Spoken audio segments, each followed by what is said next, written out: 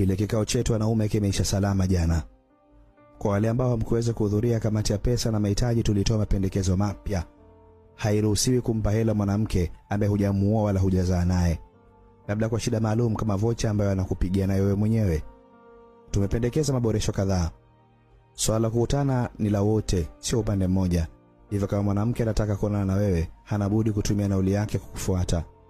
Wakati wa kuondoka anaweza kumpa hela, lakini sio lazima.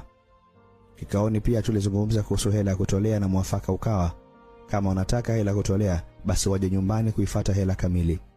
Wale mabingwa wa jibu la kuna hela naisikilizia wameongezwa katika kamati ya wajumbe waweka hazina.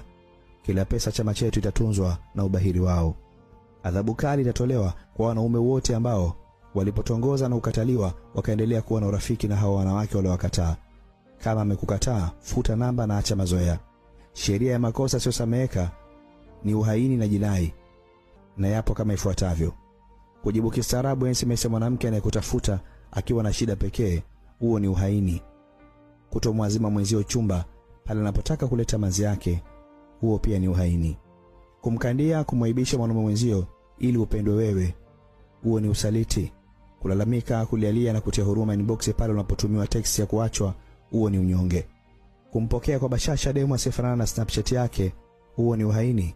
Mwanamke ambaye kwenye edit za picha ni Rihanna alafu akija karibu ni Mandonga, inashauriwa aachwe stendi ya daladala.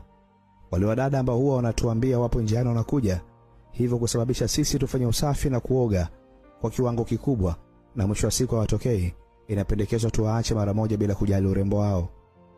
Mjumbe aliyekumbwa na hali hii zaidi ya mara moja aliuliza kwa jazba kwenye kikao kama hawawezi kuja geto kwenye harusi atakuja kweli. Mengineyo tumefikia mwafaka kwa